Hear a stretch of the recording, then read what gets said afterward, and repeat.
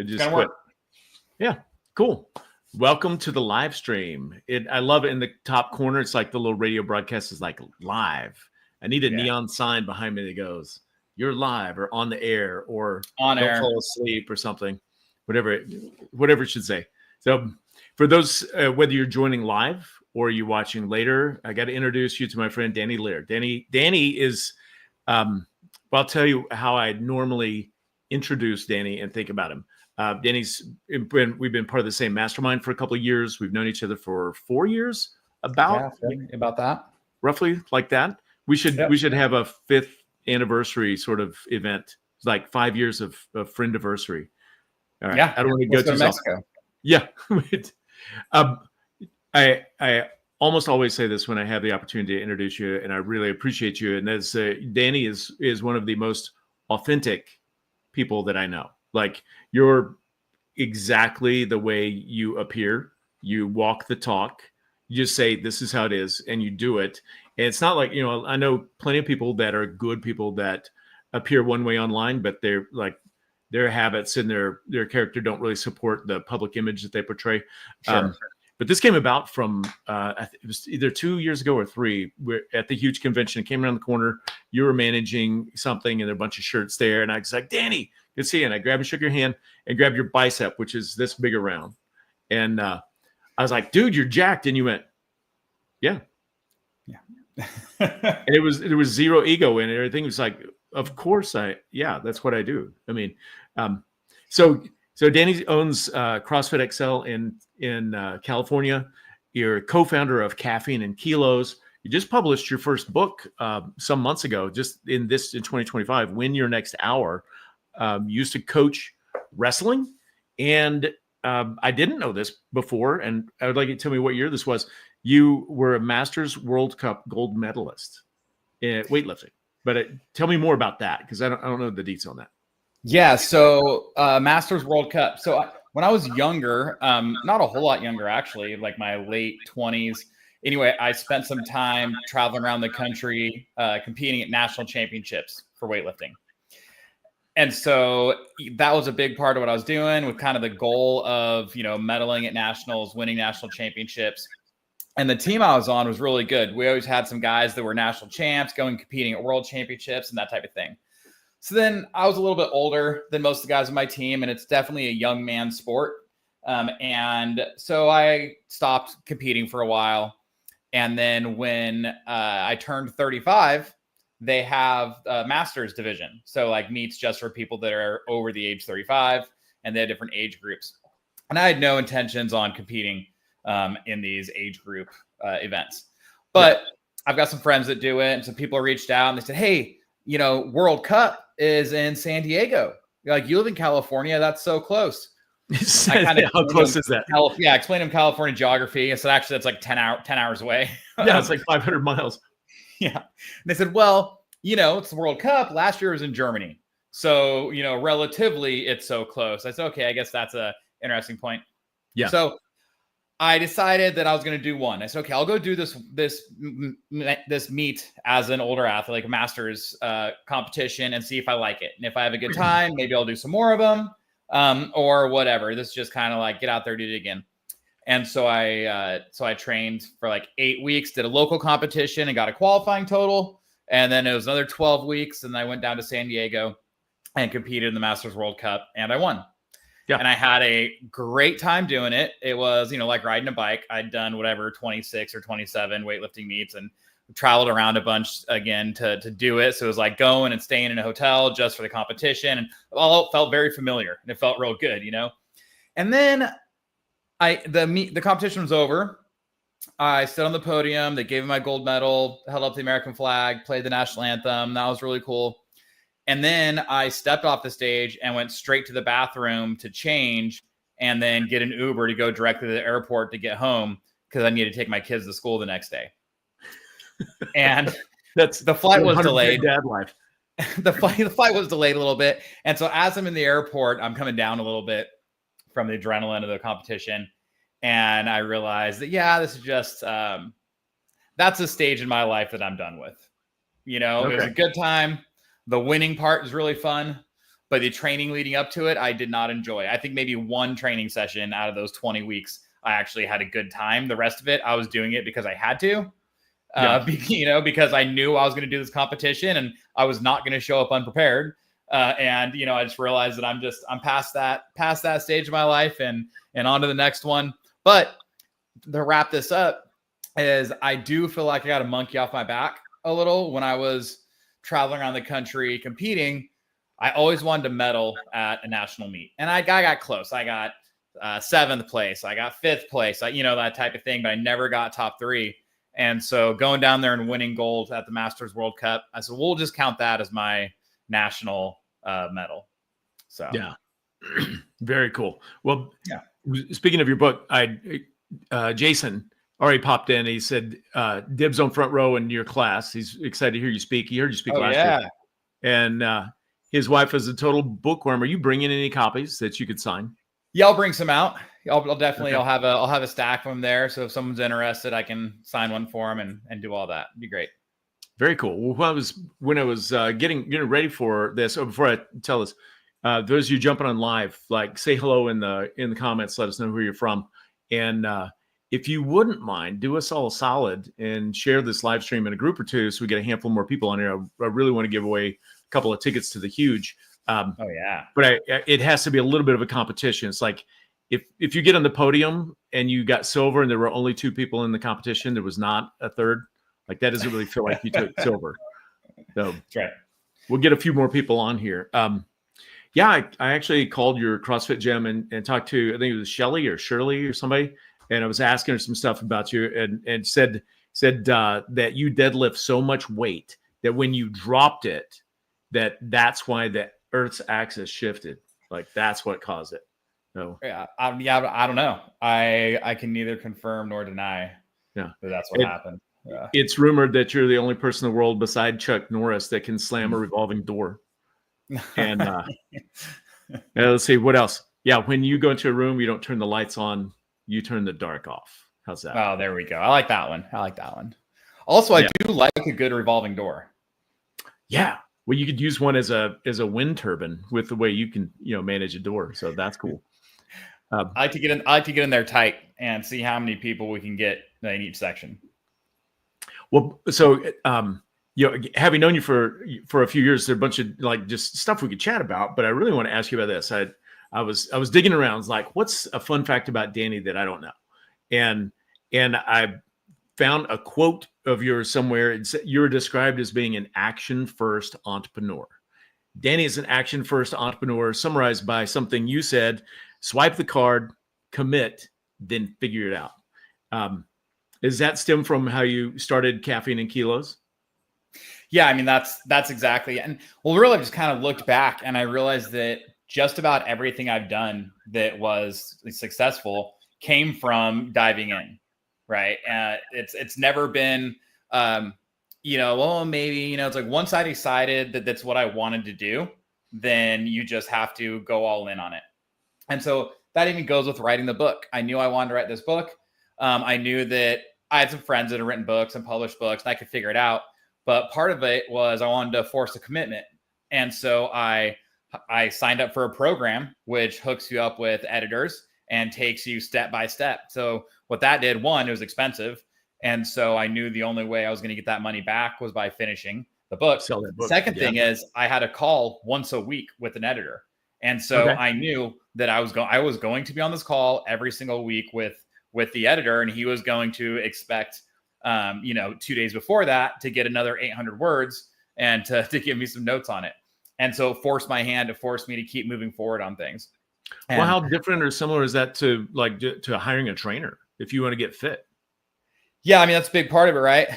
In fact, at my gym, we don't sell punch cards. Like we don't sell like, you want a 20 class pack? We don't do that because you have an out, right? Because you got just these sessions. And so it's like, well, you just kind of use them whenever, and people kind of like to hang on to the last one. So we pretty much only sell agreement memberships, right? Like 6, 12, 18-month agreements, contracts. Yeah. And the big part of that isn't to trap people. Like we have clause in there, like if you move away, there's stuff like that. But really, if you haven't gone for 2 weeks and your bill runs and you're on month to month, then you just quit. You just like don't come back in. Right. Yeah. Whereas if you haven't been in 2 weeks and then your bill runs and you know you're on a 12-month agreement, instead of thinking I need to quit, you're thinking, man, I better get my ass back in there. Right. Yeah. And so that's definitely a big part of it. And then I will say the only punch cards we do sell are for personal training, and they're very expensive. And so that's kind of the same thing. It's like, well, if you're going to do personal training, one, not only you're paying for my time, you're paying for my experience. And two, it needs to cost enough to where you will be in here, because I don't want to be down here waiting and get stood up. Right. And so that's definitely a big part of that as well. Well, I forget where I heard it first. I think my sister-in-law said people pay attention to what they pay for. When you pay, you pay attention. And it's crazy that you have two separate items that are literally identical, but this one's priced at 100 and this one's priced at 5,000. And people will say this one's worth more because they get more out of it because the commitment level is so much more deep, for whatever reason. How would you tie that into like ultimately the premise of your book, Win Your Next Hour? Well, what it's really about with Win Your Next Hour is almost everyone has something they want to do, right? So in this regards, we're talking about people, home service businesses. There's something they want to do with that business, right? They either want to grow the business, either increase their margins or maybe open a second location or whatever they want to do, right? So everyone has something they want to do, but something's holding them back. Yeah. Like, why don't they just do it, right? Well, a lot of times they think they don't know enough, or they think that, whatever, they're not ready for it, that type of thing. And so with Win Your Next Hour, really it's a system that anyone can use to accomplish whatever goal you're trying to accomplish. And it's not just this theory pie in the sky type thing. It's a step by step, right? Like, here we go, do this, now do that, right? And where you can just follow these steps and go through to what you're trying to do. And so the word win, W-I-N, is an acronym. And the I in that stands for invest. And we've been talking about financial investments for the most part here, but it really, you just have to invest something. It could be money. It could be time. It could be your energy, right? Like, what are you paying attention to? It could be your pride. It could be relationships. An example of this, talking about, that story about Masters World Cup, is I knew I was going to go to San Diego and compete in that. And so I invested time. Like, I did not miss a training session. And there's, I got a lot going on. I've got kids. I have multiple businesses. But, those, I actually had a minimized training schedule, 3 to 5 days a week. But like, I did not miss a session, right? It didn't matter if it was 5 a.m. It didn't matter what else was going on. Like, I went every single time. And through investing that time, that also gave me more motivation at the competition. Like, there were times where, I had other things that I would have rather been doing or maybe needed to be doing. And so knowing I invested that time made me that much more committed to showing up and performing when it mattered. Yeah. And so sometimes it's the investment in a program, like a financial outlay. Sometimes it's your time, the time you spend doing it. Another example of time is I have a friend who's done this bike ride around Lake Tahoe a bunch of times. Yeah. And he was telling me, I said, that sounds fun, but I'm not a cyclist. And he's like, I could do it. I thought, okay, let's go for it. It's like 73 miles. And so I went and bought but bikes are expensive, like road bikes. I went and bought an old road bike on Facebook Marketplace, and I fixed it up myself. I did all the work on it myself. And, over the course of a year. So every month I would, buy another $40 part and then figure out and do it myself. And so in that one, I didn't really spend a ton of money, but I spent a lot of time watching YouTube videos and talking to the voice feature of ChatGPT, learning how to like change the cables and change the derailleurs and do these different things I had no idea how to do. Right. But again, investing that time in it made me more committed to the goal. And so that was a big part of the success of, completing that ride around the lake. You did that in June this year, right? I did that in June. Yeah, correct. Yeah. Did you ever get a seat on the bike? No, I found, what happened is that a lot of people say like, man, 5 hours on a bike, doesn't that hurt? And they're right. Like, the seat did hurt. And so I figured out a solution. I just took it off. Just take it off. Yeah. Just stand up the whole way. Yeah. Okay. Can you tell us a little bit about, so you own a gym You work in a gym. You're a father. You got 2 girls or 3? 2 girls. So 2 they girls. are 8 and 12 years old. Okay, man, you're a little bit outnumbered, but it's good for now. You got a few more years, and then you are going to actually be outnumbered. Toast. The gravitas of the ladies in the house. But how did you start Caffeine and Kilos? I mean, and you spell it out for anybody that didn't catch what Kilos is in this thing. It's not about smuggling cocaine in coffee bags. Yeah. So Caffeine and Kilos. So in the world of weightlifting, right? Weightlifting is an Olympic sport. And in the Olympics, they use kilograms as the measurement, as the weight measurement instead of pounds. And so everyone we knew that was lifting weights drinks coffee. And so that's how it kind of came about. So we just wanted to have a big competition. Let's get the best lifters in the country or from around the world to come out and compete in this weightlifting meet and offer a cash prize for it. So, okay, that can work, but we're going to need money for the cash prize. We can get that through sponsors, but we're going to need money for a venue. So we'll host a fitness competition during the day. We can use the revenue from that to, sponsor the venue, to fund the venue. But you can't get these weightlifters out until you have a date, and you can't give them a date until you have a venue because there's only so many places. And so we were driving around, checking out some different venues. I said, "Oh, this one's perfect." And this restaurant, the whole thing. This place is great. It's a great size. But then we needed a deposit, and we needed to put down a $7,000 deposit. Well, this wasn't a company. This was just an idea. We were just going to do this. It was going to be a fun thing, do this competition. Yeah. And but we knew it was going to be a good thing. We were kind of wanted to commit to doing this thing. And we were confident, said, okay, well, we only need, if we just get whatever it was, 24 teams to sign up for the fitness competition, that'll cover the venue. And okay, well, between my gym and one of the guys doing it with me at a gym as well. And we'll definitely get that. And so I just took out a credit card and put the deposit down on the card and just, moved on like that. And sure enough, it worked out leading up to the competition. There's a lot of interest. People liked, we made like a logo for it that we're going to put on shirts. People started asking for the shirts.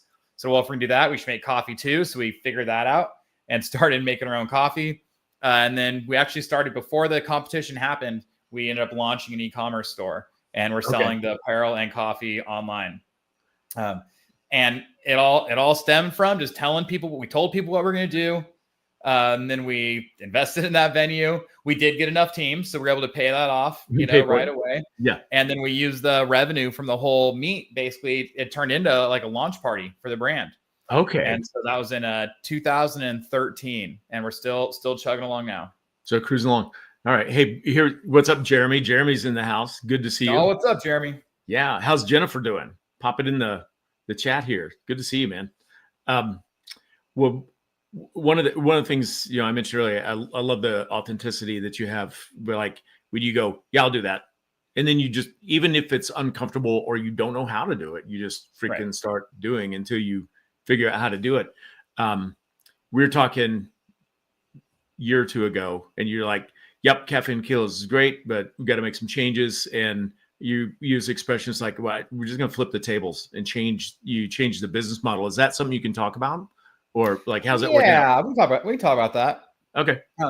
Well, so we, since we started, we were doing things one way, right? We were doing our own warehousing. We were, so we had warehouse employees. We were, just had our own in-house customer service. We just had all this stuff. We were doing everything ourselves. And that was fine. It was going along. Everything was going great.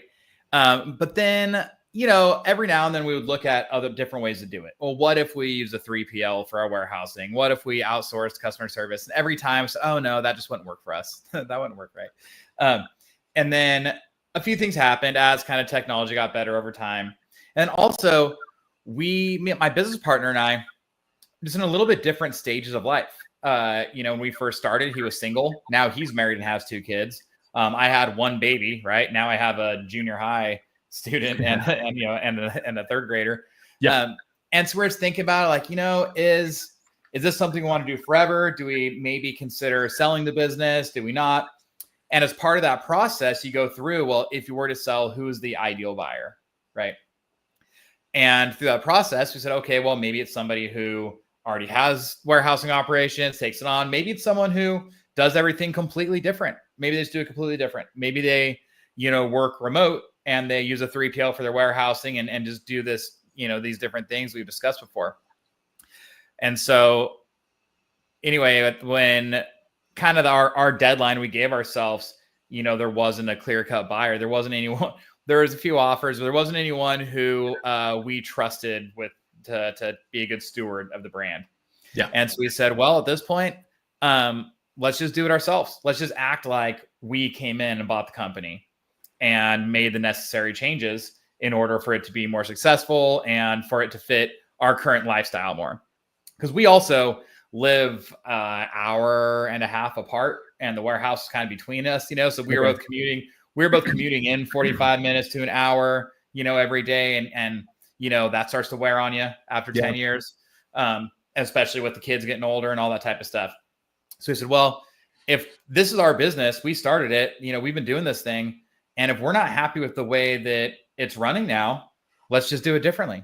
Again, if someone else came in and bought it, they would have made these changes anyway. Well, let's just make them ourselves, and then have control over the brand still, and take care of it and take care of our customers.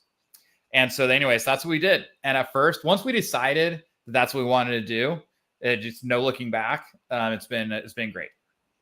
Yeah, that's cool. So that addresses a couple things. One is I want to say it's courageous. It's most people, when you get into a groove, they don't change unless something changes for you. Like you get in a car accident or you get diagnosed with something and you're like, I have to change. But to go, hey, let's disrupt ourselves. Most people don't do it because you're just used to the way it is. So you've done it one way, that we had done it one way for 12 years, 11 years, and we had some success. And so, the idea of changing the way you do it is pretty scary. But you know what? Like, man, I was tired of driving 6 to 8 hours a week, and my business partner's in the same boat. He was driving 8 to 10 hours a week, and he was tired of doing that too, and it just really felt like, okay, well, if I'm starting to not enjoy it, there's this business that I love, right? That we built from the ground up and that we've put our last decade of our life into this thing. And, you don't want to get to a point where you start not liking it and not wanting anything to do with it. Right. Yeah. And so that's kind of where it was starting to head. It was starting to head to this direction where it's like, all the things that I really enjoyed about this business, maybe I don't enjoy quite as much anymore. Or they're just the tables that changed. So it reminds me of this, there's this book I read. It's a fictional book. It's called Red Rising by Pierce Brown. And it's funny. It's a fictional book, but I'll tell you what, man, I think I learned more leadership lessons from this fictional book than I have from some leadership books, Wow. And it's funny. It's not really my style that I normally do. It's kind of like I don't even know how to describe it. Hunger Games meets Star Trek or something, like kind of, right? But anyway, fantastic read. But one of the main characters says a lot of times, like, if you don't like the way things are, or you don't like the way the table's set, just change the paradigm. Just if you don't like it, change the paradigm, right? Flip the table over. And so anyway, so I think about that a lot, but most of the time it doesn't make sense. It has to be a major change, right? But this is a situation we're looking at. It's like, we don't like the way this table's set, so we just need to change the paradigm, flip the table, just do it differently. Yeah. No, I think that's really cool. How do you get 50% more caffeine in your coffee? So there's different types of coffee beans, just like there's different types of grapes or whatever, right? And so the main one is Arabica. Arabica, you'll see that a lot. They'll say 100% Arabica, or you'll see different whatever, things like that. Arabica is generally considered a better coffee bean, like the best, like a more flavor notes. All that all depends on where it's grown and that type of stuff as well. But that's just what most people are used to. Then there's another kind which gets a bad rap a lot that's called Robusta, or some people say Robusta, but I think it's anyway. So Robusta generally is not as flavorful. It can be a little more bitter, just a little more harsh of a bean. However, it also has twice the caffeine. So what you can do is if you take a really high quality Arabica, and then if you take a really high quality Robusta and you blend them, you can get a coffee that still tastes really good and has higher caffeine content. So it's just taking two different types of coffee beans and finding a Robusta that's good enough to not, mess up the good things you got going. But we managed to do that. Lots of time and effort finding the right ones and then finding the right blend and all that type of stuff. Okay. Yeah. So that's also, I mean, there's a lot more to it as well, as far as just like finding that coffee, right? Because you process coffee different ways. Sometimes because it comes like a cherry and the coffee is like the bean, like the seed at the middle of a cherry. Yeah. And so how you get the fruit off matters. So sometimes people do natural processing where they lay the cherries out in the sun essentially, and then the fruit with the fruit still on it. And then as the fruit dries, then they just kind of shake it off. If you do that, then it'll maintain a lot more of the sweetness and flavor notes from the fruit. Really? Or they do like a washed processing where they just like rip it off right away and then they dry out the coffee, in which case it'll have less of the like sweet fruit notes, terroir, that type of stuff with it. So it comes into also like, finding a Robusta that's processed the way you want it and grown where you like it and has the certain flavor notes and not too bitter and everything. Are there legal limits to how much caffeine you can have in coffee? I don't think so. It's just coffee, right? And we're not adding anything to it. I suppose if we were adding caffeine powder or something, that could maybe get sketchy. FDA might have something to say about that. But if it's just straight coffee, it's a dried good. It's like selling rice or beans or something. Right on. Yeah.